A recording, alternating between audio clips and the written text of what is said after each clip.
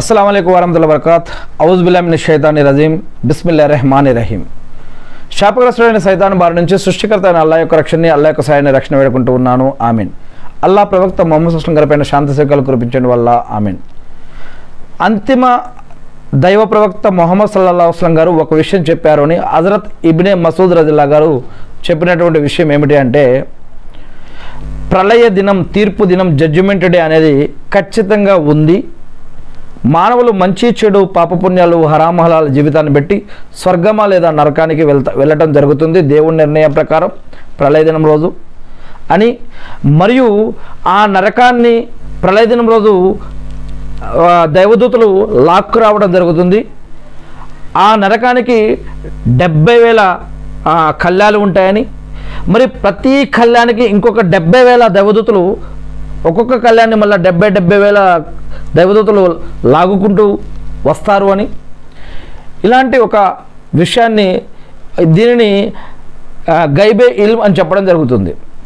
ఈ యొక్క హదీస్ని చెప్పడం జరిగింది. అంటే ఇదొక గైబ్కు సంబంధించినటువంటి ఇల్మ్. ఖురాన్లో 2వ సూరాలోని మొదటి 4 వాక్యాల్లో ఒక విషయం చెప్పడం జరిగింది. విశ్వాసులు, నిజమైన విశ్వాసులు ఎవరు అంటే, దేవుడు దైవ ప్రవక్త పైన అవతరింపజేస్తున్న, వహీ రూపంలో అవతరింపజేస్తున్న ఈ యొక్క ఖురాన్ అనే గ్రంథాన్ని ఎవరైతే నమ్ముతారో, విశ్వసిస్తారో, వారు ఆ యొక్క విశ్వాసంలో కొన్ని విషయాలు ఉన్నాయి. అది ఏమిటి అంటే, విశ్వాసంలో కొన్ని విషయాలు, దీనిని అర్కానే ఈమాన్ లేదా అనేక రకాల పేర్లతో పిలుస్తారు. దేనిపైన ఈమాన్ అంటే, అల్లా పైన ఈమాన్. అంటే అల్లా అనేవాడు నిజంగా ఉన్నాడు, సృష్టికర్త దేవుడు అనేవాడు, అల్లా అనేవాడు నిజంగా ఉన్నాడు. ఆయన 7వ ఆకాశం మీద అర్షణ పీఠం పైన మరి ఉన్నాడు అని ఇదొక విశ్వాసం.